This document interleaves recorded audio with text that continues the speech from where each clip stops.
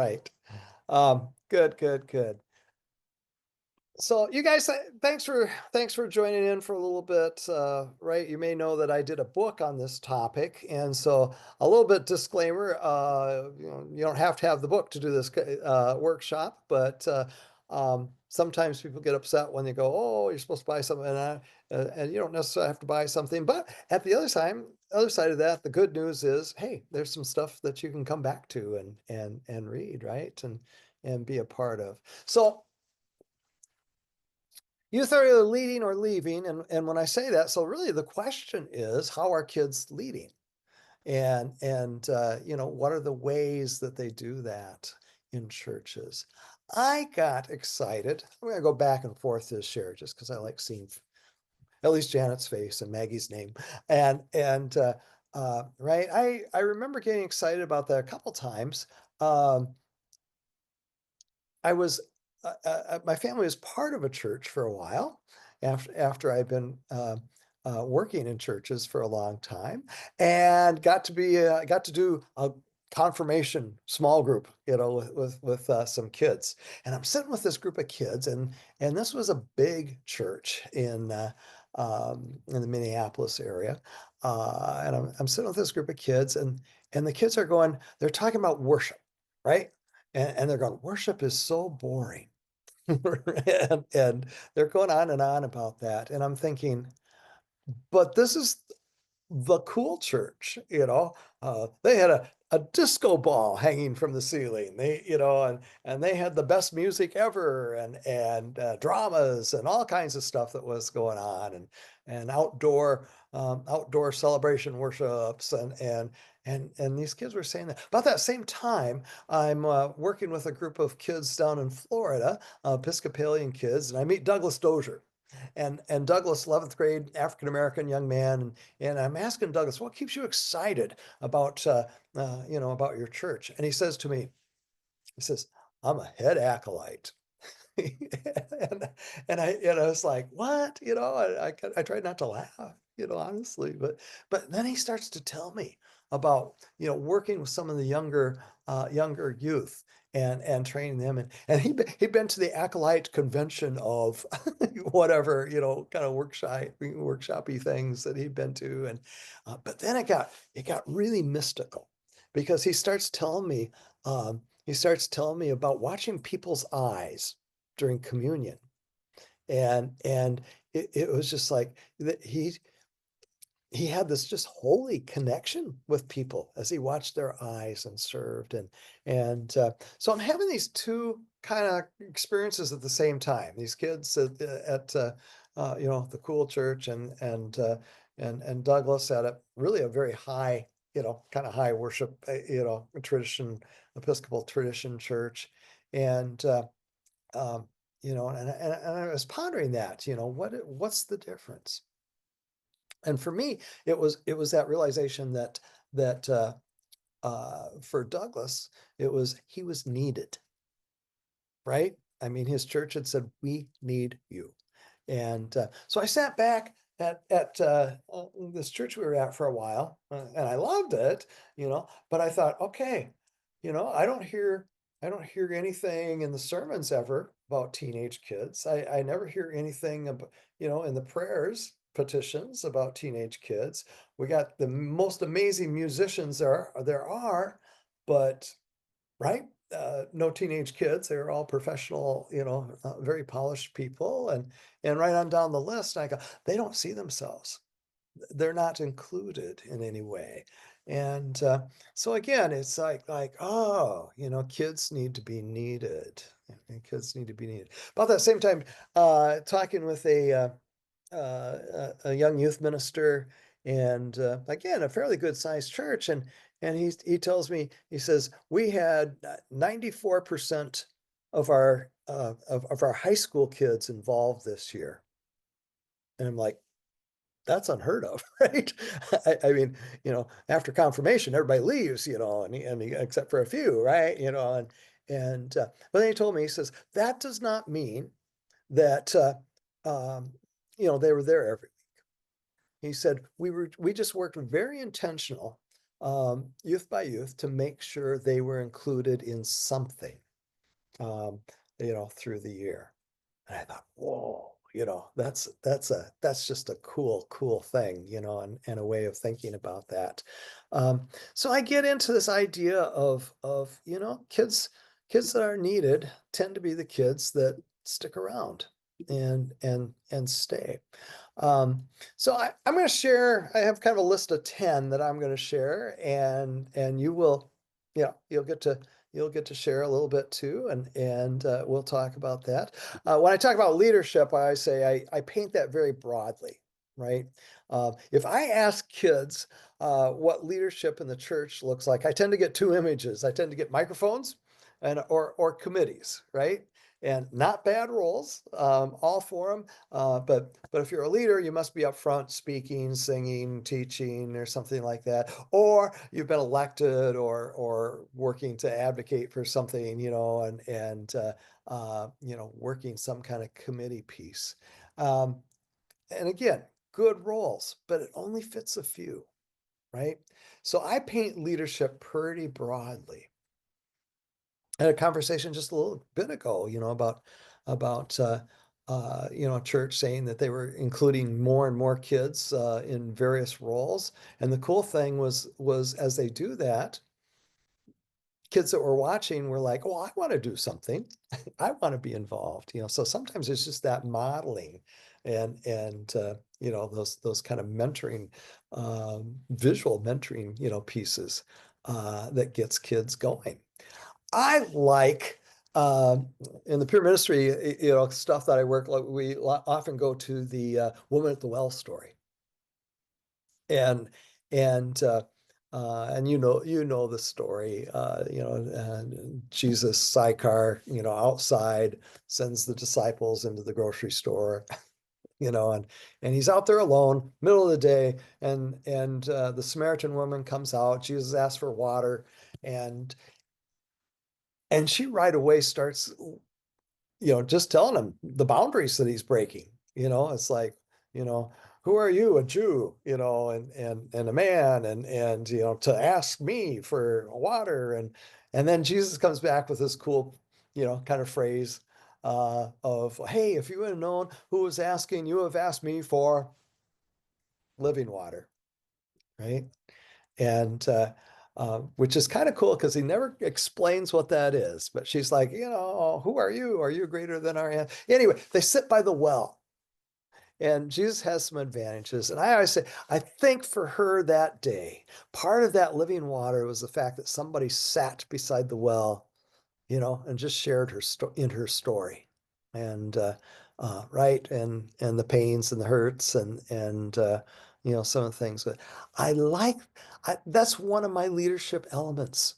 I like that vision, or that idea of just sitting by the well and talking, with one person. That too is leadership, right? And that is as a way of thinking of that. So again, so as I talk, as we go through some of these, leadership is a broad thing for me, and what we look like. So here's where I'm going to go first. Let's talk about that. I need you, right? And I think that it's really important, being very intentional about the I need you. So it's going to morph into a database, not a popular topic at coffees or in the grocery store circles or whatever, but it's going to start with that. And um, I think you know kids that are active, kids that are marginally active, kids that we never see, you know, first of all, you got to have a list, right? You got to have a list of your kids and who they are. And I suggest maybe a private list for this one that's not online where people can, others can see it. Um, but I start getting a list of all my kids. And if you're a smaller church, you don't need to be, overly organized on it. But I think that's good. And if you were in sales, you'd probably be familiar with rating systems. And but I do a little rating system, and I go like, okay, fours, those are the kids I see quite often. They show up and they're involved. I may make some notes about how they're involved and what they're involved in and what they love, right? My threes, maybe not so much. Twos, hardly ever. My ones, I don't even know. I don't know who they are.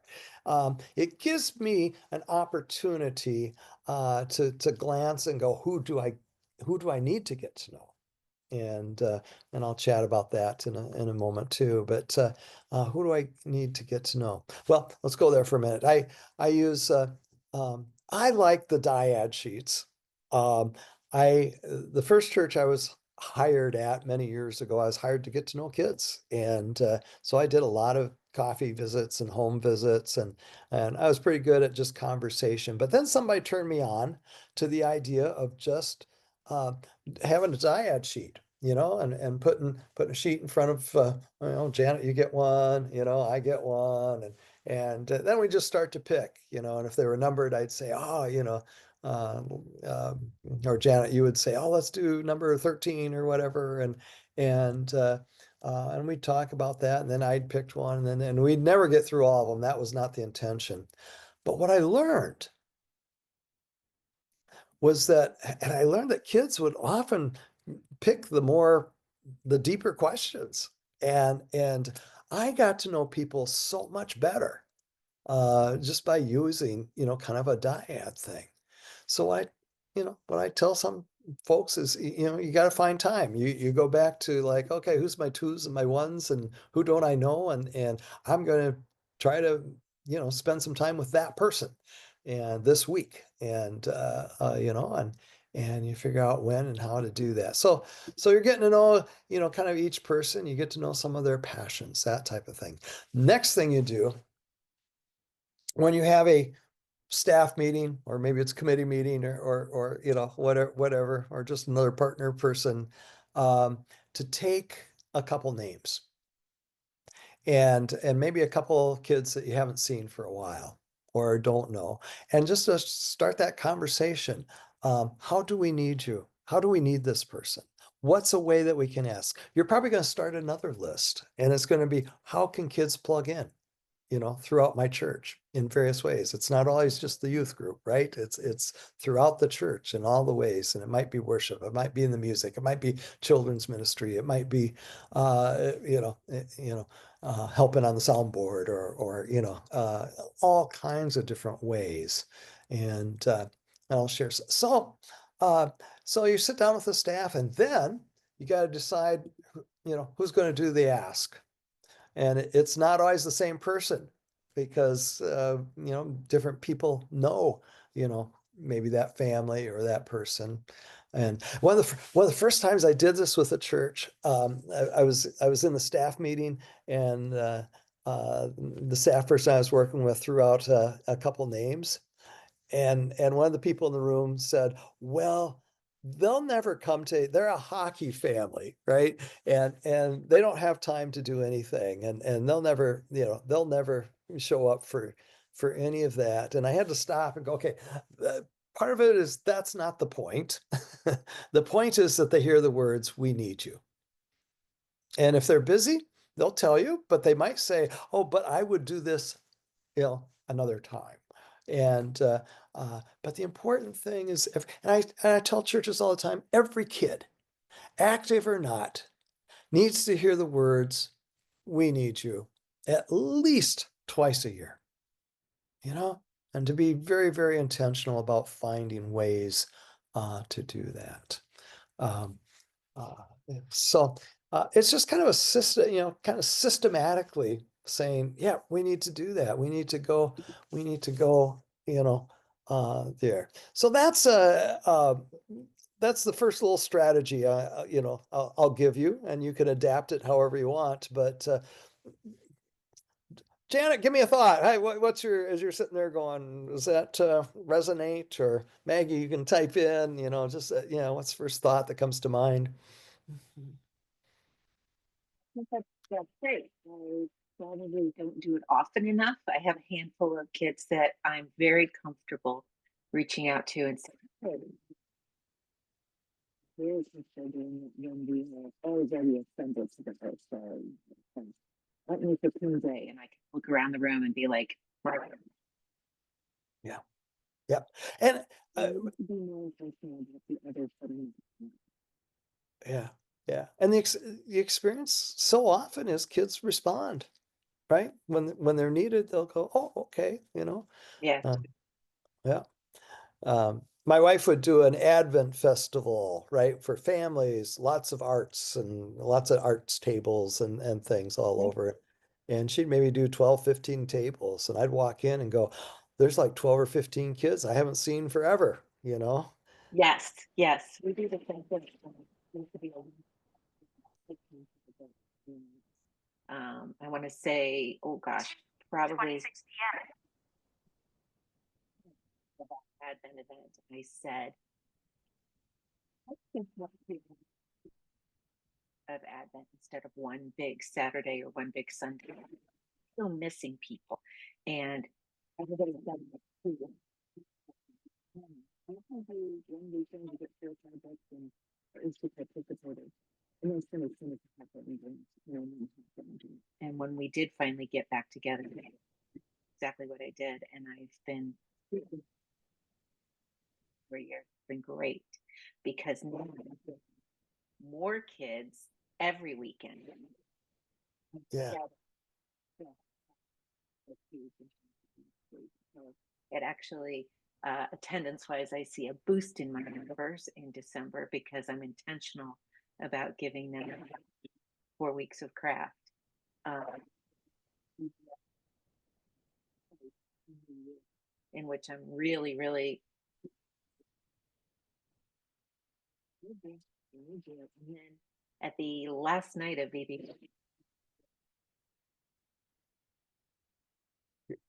all their names on it, and I'll say, well, "Thank you. You guys grew up here."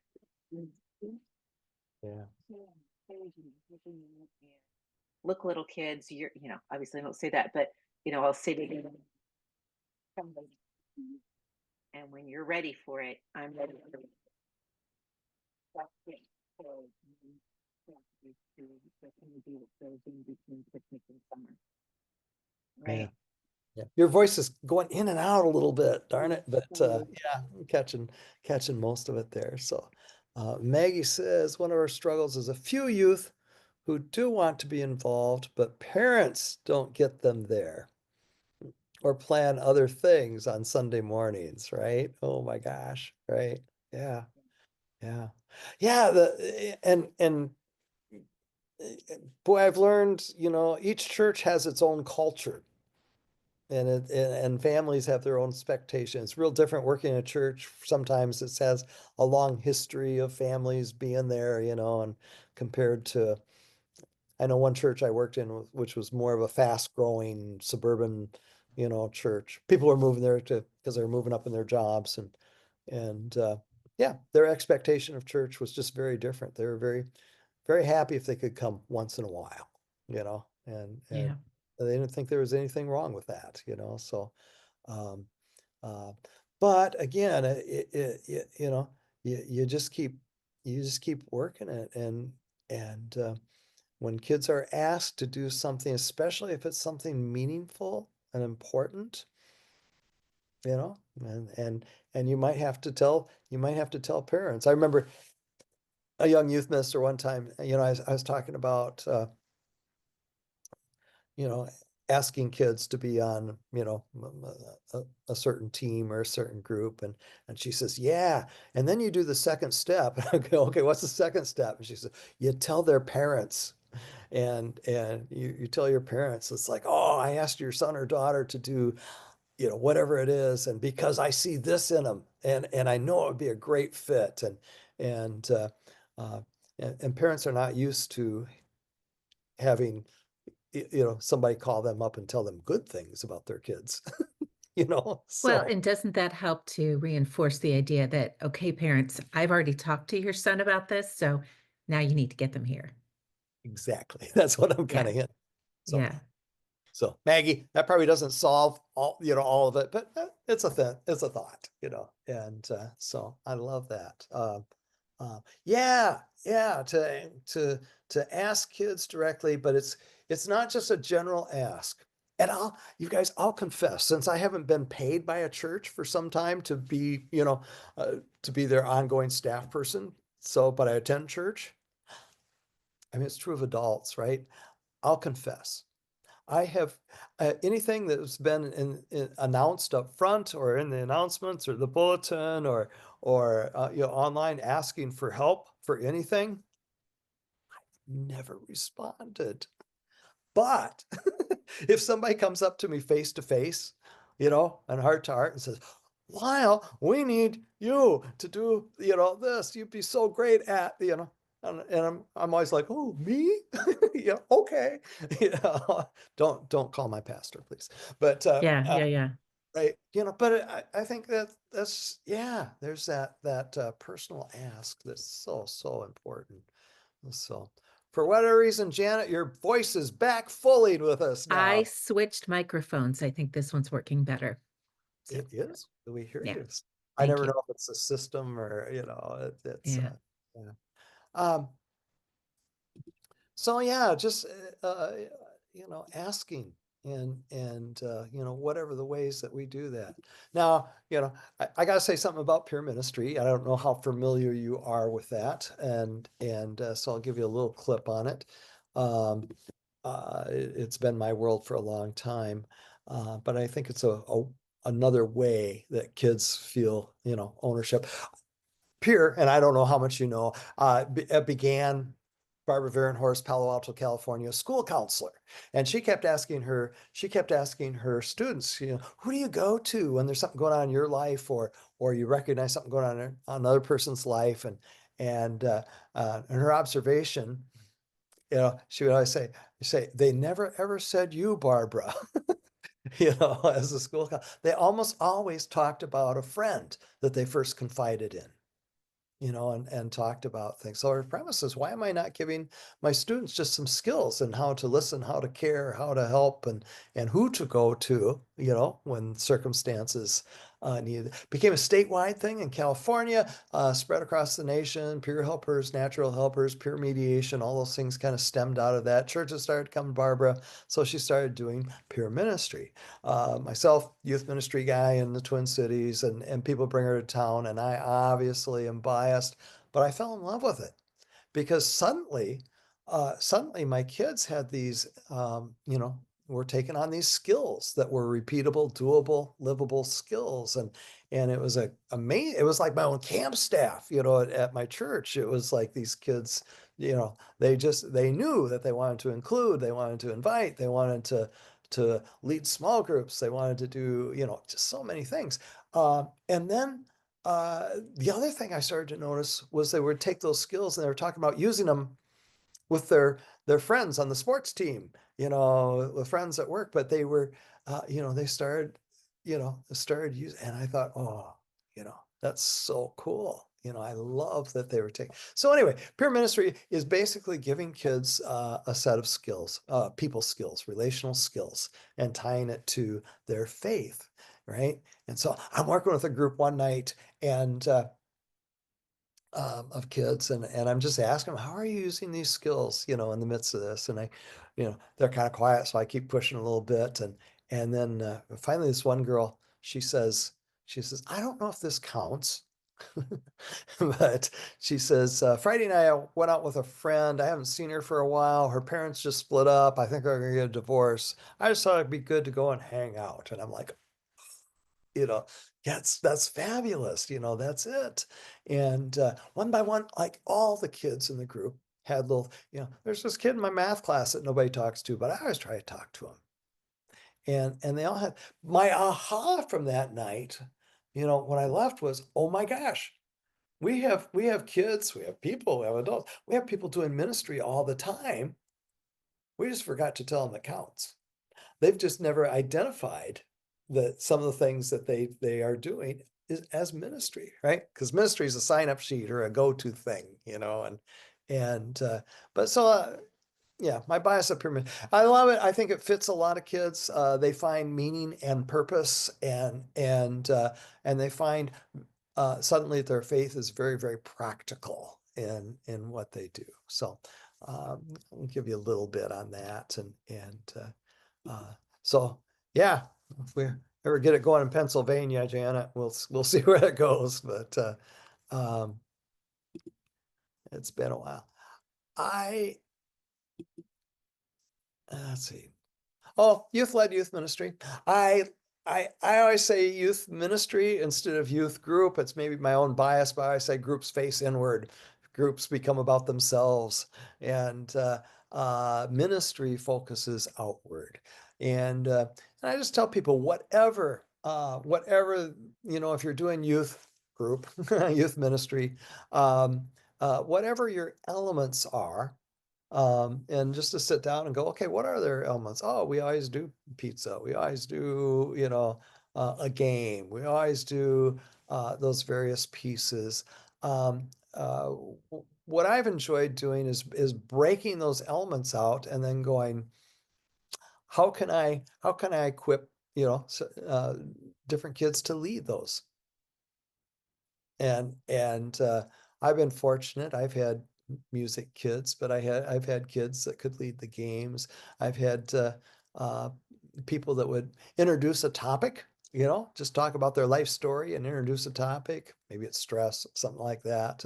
And then that bottom picture, even if and I've worked with groups that are just very, very small, and maybe it's a living room group, but we always end up sitting around a campfire, which is usually a few candles, LED candles, and just talk. And the kids lead.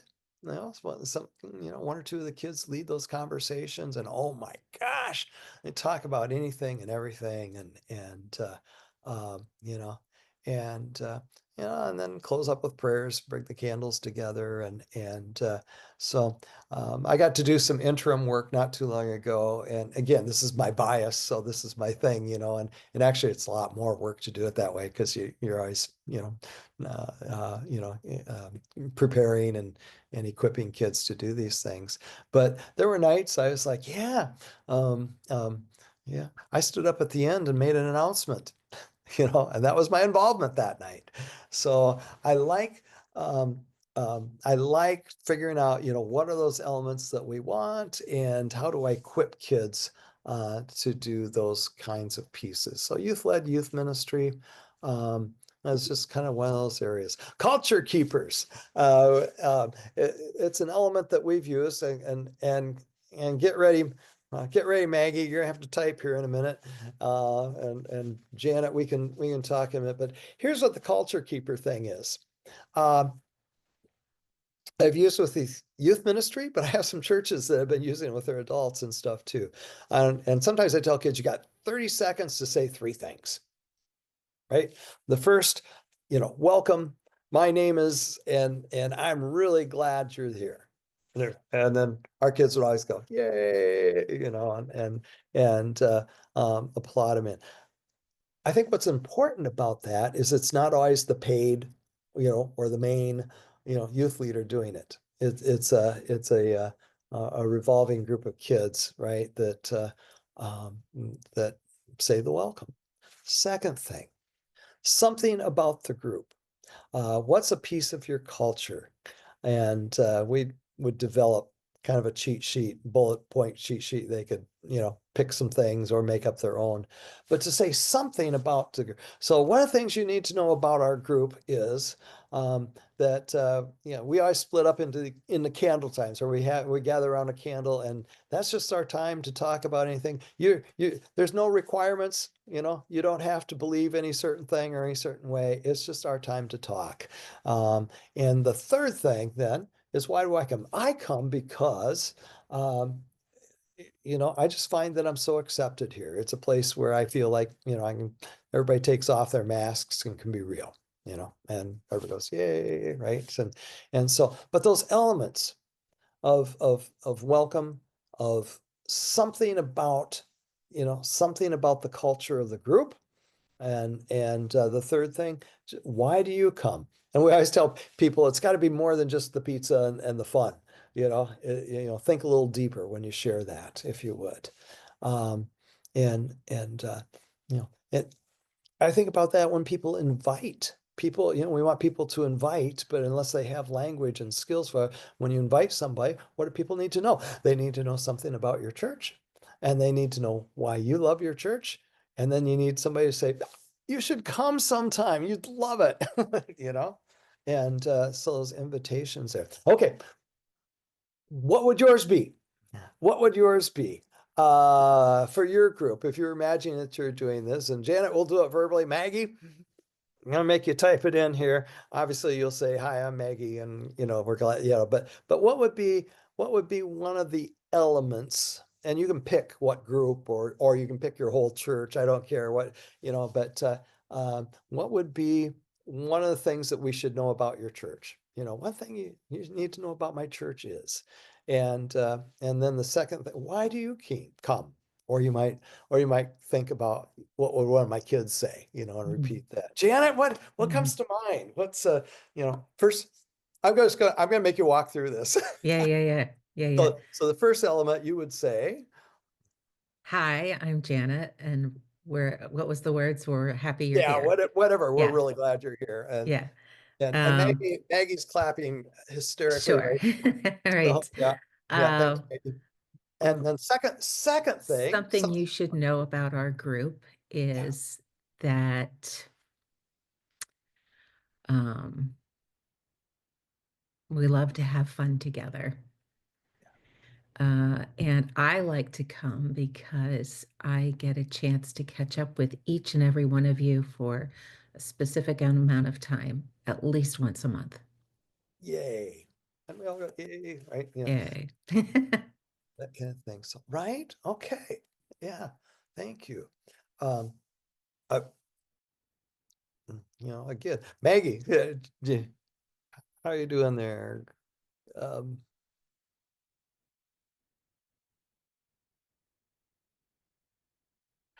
our group takes um, carpet ball very seriously. That's awesome.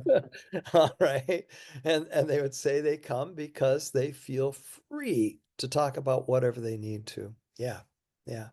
And and uh, to hear kids say that, is meaningful. And again, as a leader, I could stand up and say that, as the paid, I'm paid, but yeah, to hear kids, keep saying that, or even adults, and oh, okay, so this is a leadership role, and it might only be 30 seconds, but it's a way to plug in kids. It's one of those elements, and it takes on meaning. It takes on purpose, and it's kind of a simple one, um, but how how fun, and they get to do that. All right, let's see here. So number three, thanks you guys. Um, Number four, we talked a little bit about leadership or worship leaders, and um, I'll let you share a little bit, your experiences too. But again, I was at the Cool Church and the Douglas Dozier Church, and I thought it was always interesting. For the book, I talked to lots and lots of people in different places, and I was so impressed. La Crescent, Minnesota. Um, Prince of Peace, and I think they've changed staff over since I've talked to him. But I was talking with the senior pastor, and he says, people come to visit, and they say to me afterwards, it's like, oh, I didn't know this was you Sunday. And then he gets to tell them, it's not. This is every Sunday. And but the culture of that church allowed for that, and that particular pastor loved that, where he just kept plugging in kids just constantly in all kind, and not just acolyting, but in all kinds of ways, and including them. Another church said petitions, the prayer petitions, that when they met with their kids, they'd always ask them, what are things that need to be prayed about, in our community and in your community, in the school community and around you, and they make a list, and then they would feed at least a couple of those right, to the worship people, to the pastors or whatever, so that they got in. So kids were hearing what they talked about in the petitions of the church. I thought that was just really, really cool. And ways to plug in and make that happen. And I don't, any thoughts? Any just, what's your experiences in your church? I do run into churches that go, "Oh, that would never happen in our church. They're too professional about it," and so, but some places it works really well. But yeah, Janet, things people plugging in into worship. Or just thoughts? Any thoughts that you have on that? Plugging into worship? Not exactly. No. Um, we've got a handful of confirmation students that are attend more frequently. On Sundays, we pretty much lost our senior high group. Yeah. Everything after COVID, right? Senior high has just kind of trickled away, including my own daughters who are now in college. But, Sure. we saw a big departure. And so what I've been doing the last 2 years is really intentionally pouring all of my attention into these younger kids, because now they're seventh and eighth grade, and a couple of them are ninth grade, and I feel like we're finally moving back into a positive space. So can I get them to plug into worship more? I certainly hope so. Yeah. Yeah. Yeah. Well, just a thought of, some kids that you haven't seen for a while, talk with worship leaders and what are some ways we could plug some kids in, Yeah, yeah, and then bug them and just say, not that you're trying to make them come to worship all the time, but, kids will sometimes show up. And yeah, absolutely. yeah, for those kind of things. I really like the idea of having more youth input for weekly prayers. Yeah. We also have no high school group. We have a small but strong middle school group, Yep, right? yep. And And that's and just where so it is right now. Yeah. yeah, I have it one is. senior graduating this year. Okay. I have no juniors. I have no sophomores. I have maybe two ninth graders. So it's really been a big gap. So Yeah. we Yeah. work it. Yep. So you don't need a big database, but the idea No, was, I don't need a big database, right? It's all right here on my hands. yeah, right. Um, Uh, But so for those three kids, again, it's just like, oh, it's just this Sunday. But would you be willing to come? And because we need somebody to, yeah, yeah, yeah, uh, absolutely. yeah, We do a youth-led worship every Christmas Eve. sure. Our third service is a youth service. Okay. Yeah, And I might not see some of these kids all year long, but they show up and participate in that service. that's Um, it. Yeah, yeah, we yeah, used to do one on Easter week. We used to usually save Maundy Thursday for their service. And that was really strong. We haven't done one since 19, since yeah, 2019. And I want to get back into that again, because even having two a year is wonderful. And if I can get them, you know, yeah. there, then hopefully there's hope for getting them to show up in other services. So Yeah. yeah. And so then to intermittently, in worships that aren't just youth, all led, Hmm. but Yeah. just say, hey, we just need you to, and even watching, seeing what, kids are involved in schools, and sometimes there's just topics that you should come and, you know, give a little mini talk or a little mini Oh, something. right. Yeah. Yeah, and anything you can make them, feel like, oh yeah, yeah, my church needs me, you know.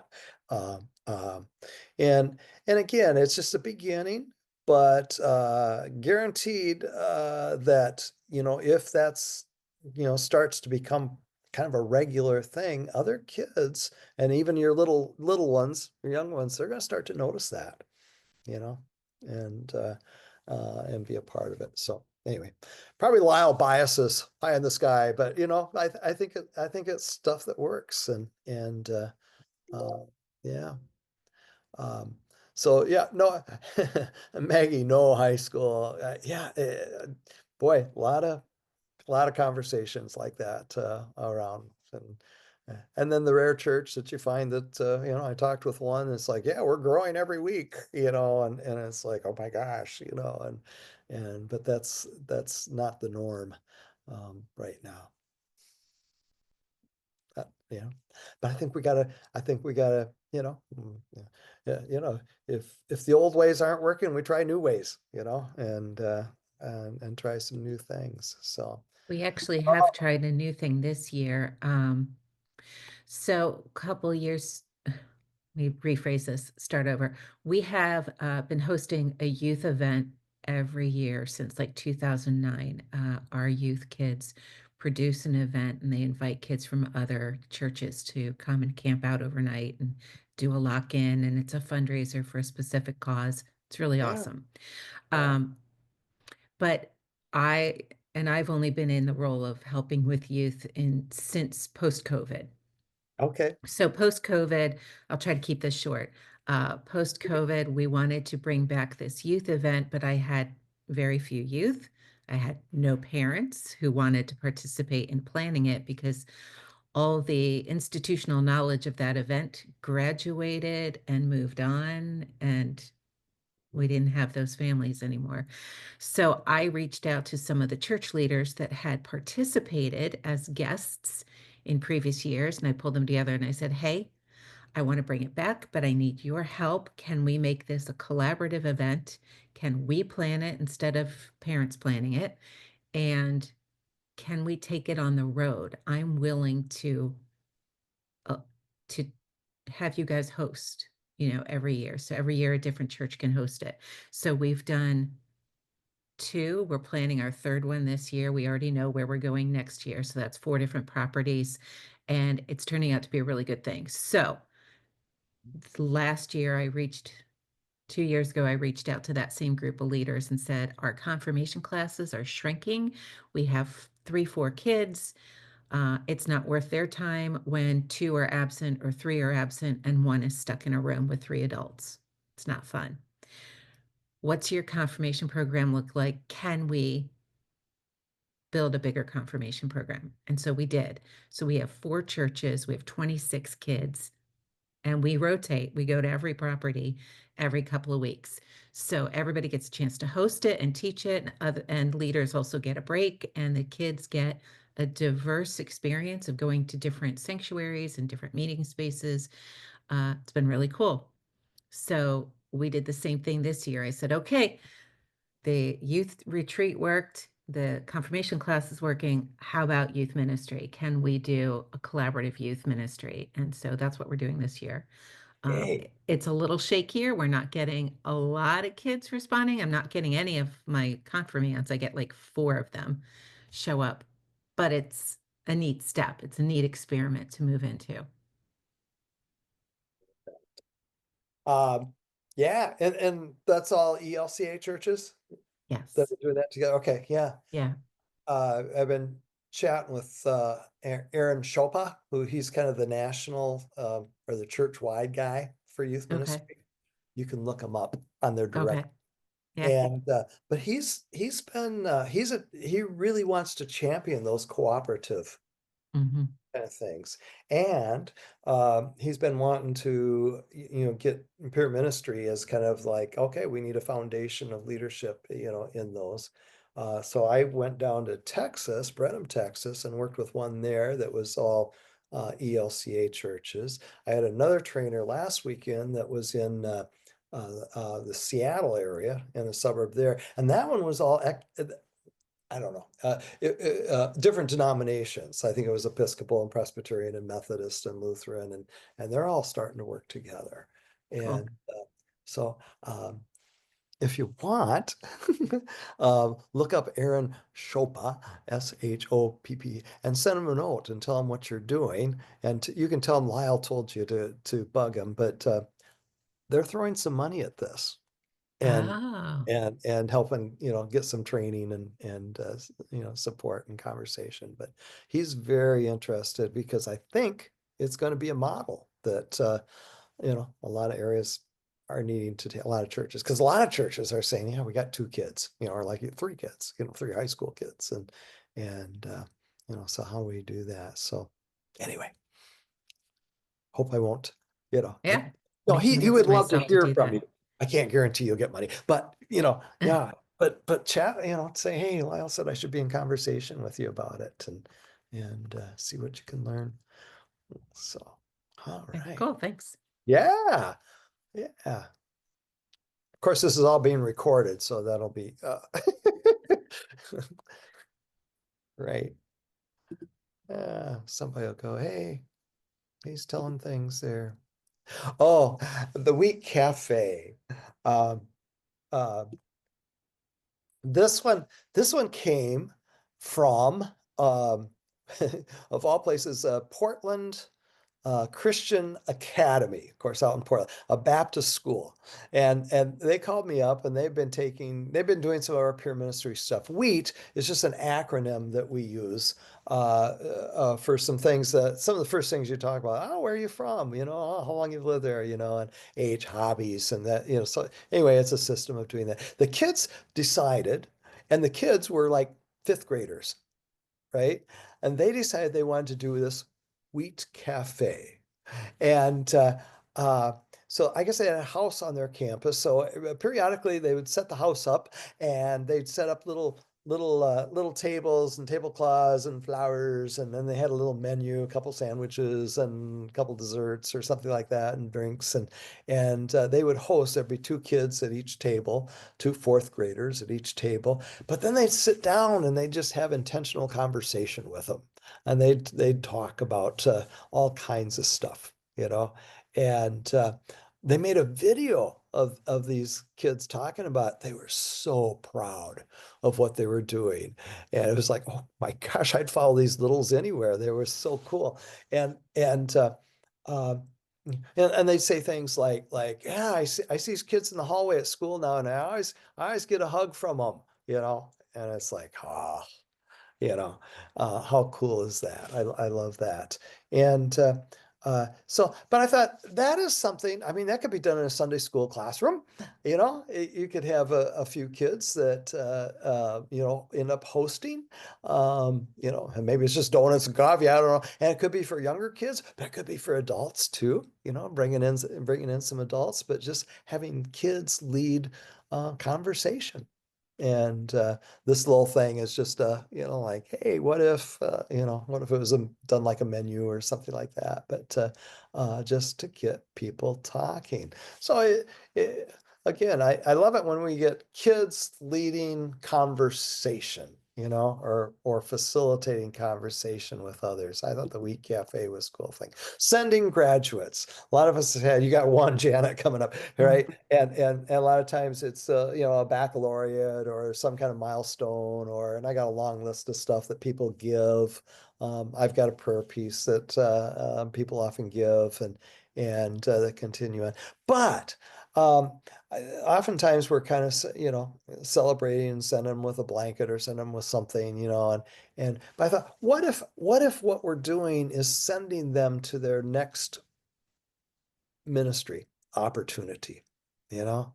And by that, I mean, and I was never good at this. I wish I was better at the time, but campus ministry, you know, it's like if they're going to a college someplace, I need to find out before they go who the campus minister is, if hopefully they have one, and I need to send them a note and say, hey, Joe's coming your way, and neat person, and love to see you reach out to him when he gets there, because he would, I think you'd fit right in, whatever, but then to tell Joe, that, hey, I'm connecting you. I'm connecting you.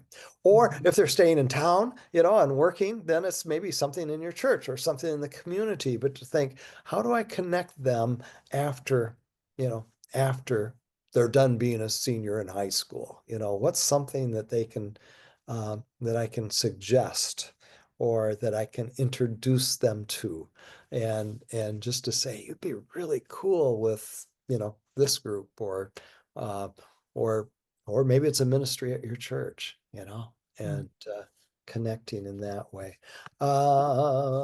Trip hosts. I remember, ooh, did I just freeze up?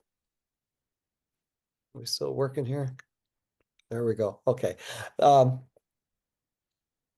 Nikki Rudd told me this one. She said, whenever we go on any kind of outing, if it's a evening thing or a day thing, or even if it's a trip, she says, I always try to pay for two of my kids.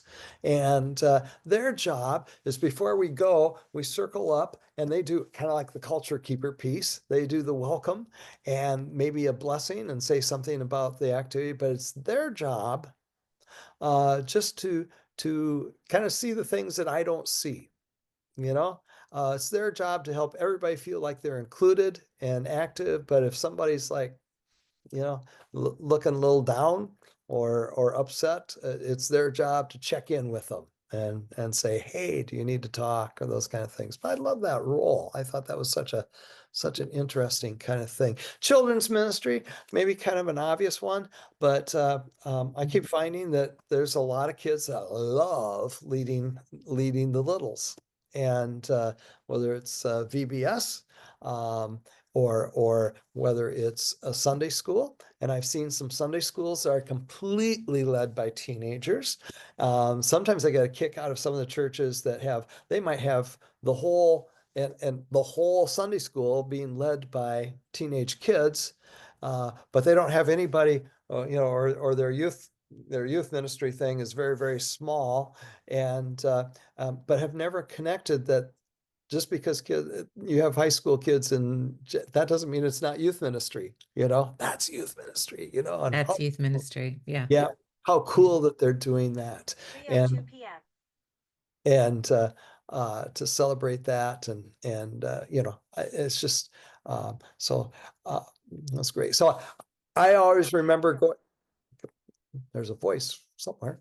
I was in the entrance of a church, kind of a big entryway, and I watched a family come in with a little person. It was like he saw through everybody, and he goes, Joey, and he goes running across, and Joey gives him a hug. Well, Joey's an 11th grade boy.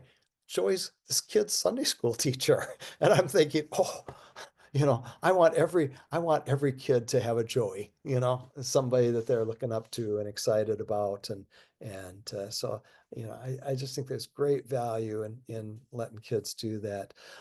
Social justice, and um, a youth minister friend, and she's at this event actually helping out. I saw her and I said, I'm telling your story. Um, uh, Brooklyn Park, which is outside of St. Paul, and she put a bunch of kids on the little train that goes through town, and they stopped all along the way and looked at different social justice things and some environmental things and some housing things and George Floyd Memorial, and but they made a number of stops along the way, and and then they went back and they made posters on each of the concerns that they saw, on the shortages of different things. Well, then Rachel, she took him to the mayor of the city, and told her what they had seen and done. The mayor put them up in the chambers, the city council chambers, all along the wall, and posted them there, and so the kids found that out. And then a little bit later, the mayor decided they needed a youth council to be informing them about things that were going on in the community. And so a couple of Rachel's kids ended up on this youth council for the city. So then a year later, the mayor came and said, I need you on the youth on the on the town council. And so now Rachel's on the town council, and she's been there a couple of years now and serving, but connecting in kids, and I love that. How do we help them see the needs of others and make a difference, and I love that. Let you speak, right? And maybe your Christmas, kind of things, and those bit, right, is a place that they can do that. I met a Methodist pastor. She was telling me her story. She says she says, she was adopted. The family she was adopted into wasn't a religious family, but she was keenly interested as a kid. And so they got her into a confirmation class, and she was doing a confirmation class, and I think they were on a retreat or something. And the pastor was like, you know what, we need somebody to speak at confirmation and just tell some, and she says, I have no idea why I raised my hand, because that's not the type of kid I was, but I did. And she says, I told everybody I prepared everything, but I was really trying to decide what to say on the on the ride there. And and and she spoke. And I guess it went, surprisingly well. She said the senior pastor of this church comes up to her afterwards and says, you know what?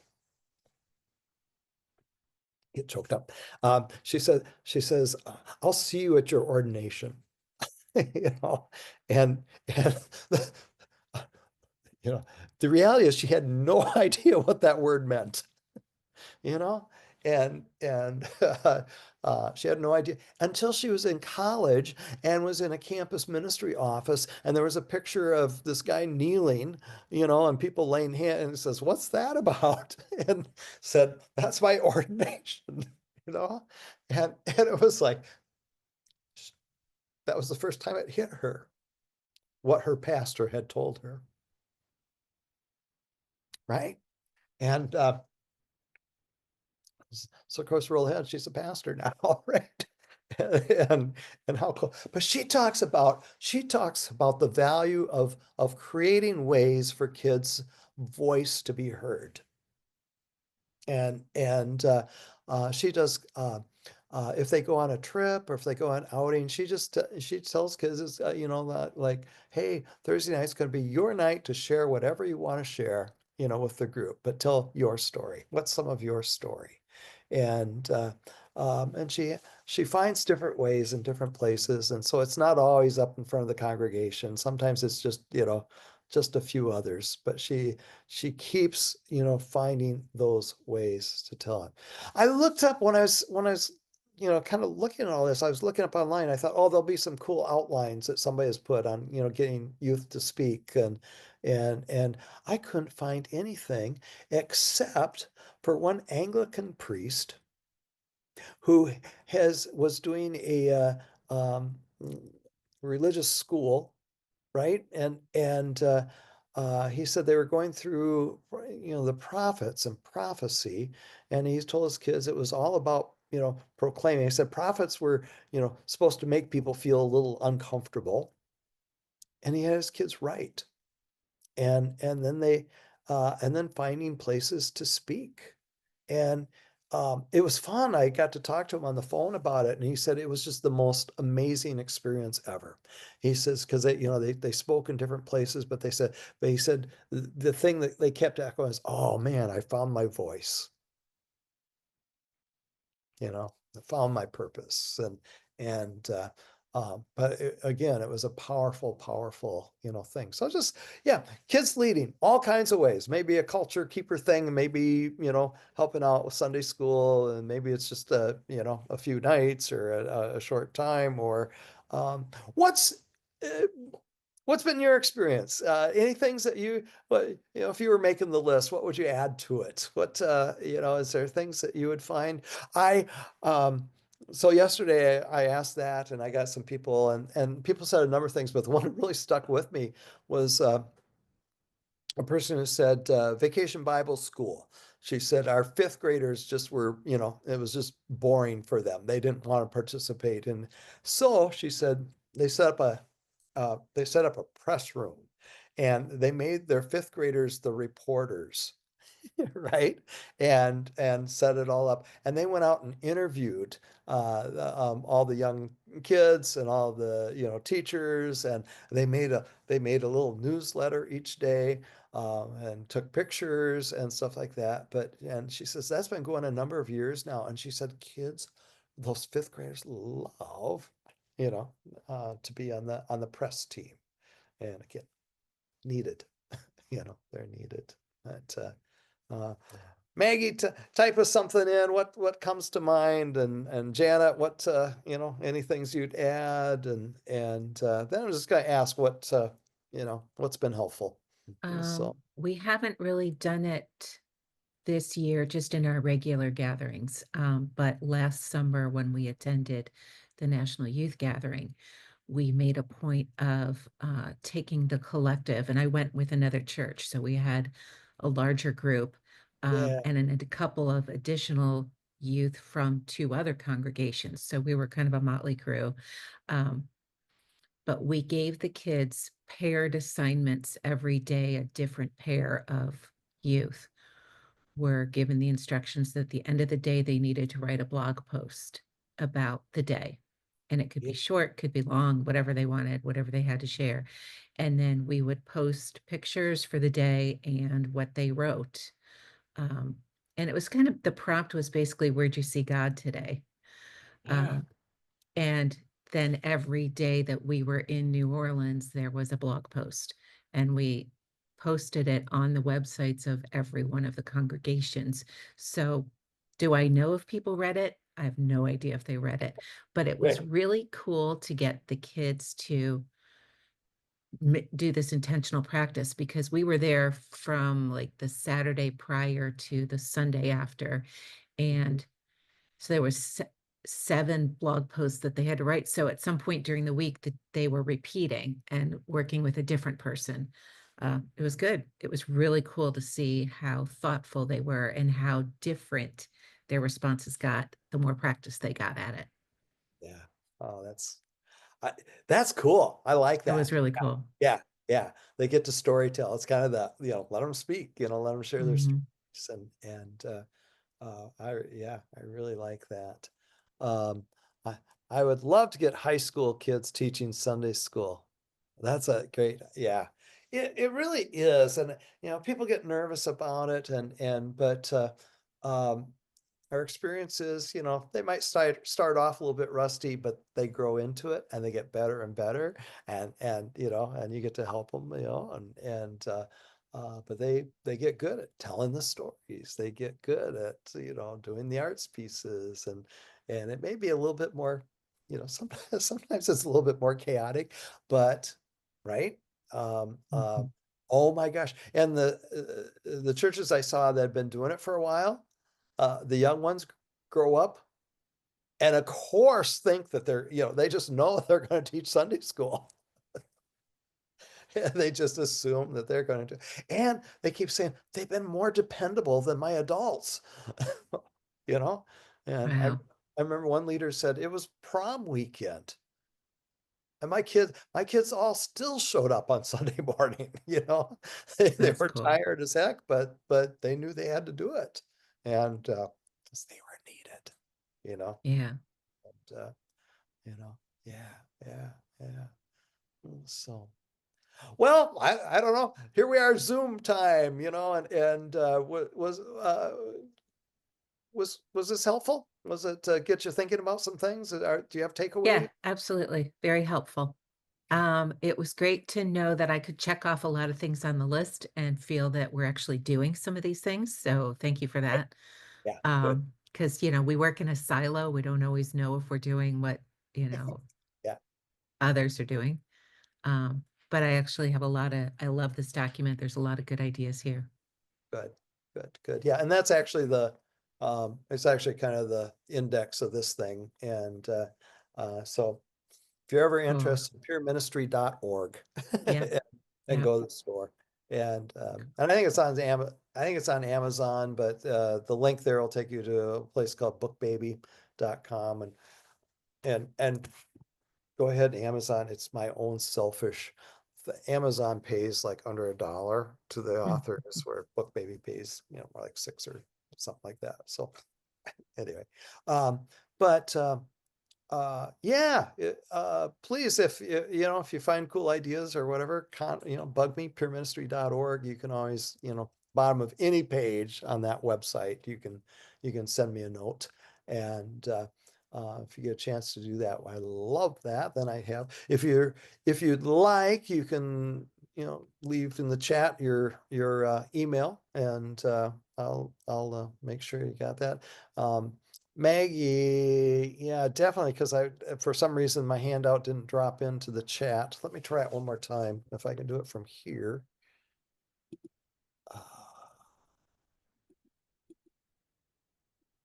I said, it just doesn't want to go from my computer, and it didn't want to just drop in either. So send me your email. I'll send it to you right away. And you got it on your phone. Yay. Okay. See, I thought maybe you were on your phone, so which would make it a little more challenging, but good. So yeah, do that. So I close up. Sometimes I tell a story. I was with Bob. He was 60 something years old, just got his counseling degree. We were at Perkins Restaurant. Food came and Bob says, "So I want to know my restaurant prayer." And I said, "Sure, Bob, what's that?" And he looks up and he winks. We laughed. I thought, okay, that's kind of, but afterwards I thought, okay, that's kind of a cool prayer, because sometimes I just see things out of the corner of my eye, and it's just like, okay, God, or when I'm driving, I get cut off and I think of other nonverbal gestures I'd like to use, but something like, okay, God, so became our family restaurant prayer. My youngest, fearing their camp counselor type parents might suggest Johnny Appleseed in the middle of the, Sure. Bob would always remember we should pray, and we should pray, and my youngest would just start counting 1, 2, 3. Wink. Yeah.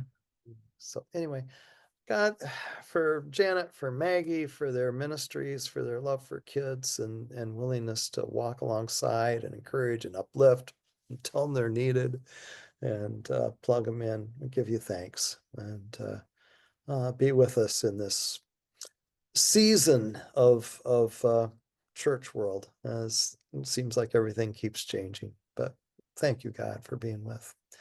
All right, you got to look up, Maggie. We're just going to assume you got to look up here. 1, 2, 3. There we go. There we go. Nice. Thank So, you so much. thank you, you guys. Yeah, appreciate you joining in. So, all right, take care. Bye-bye. Bye bye.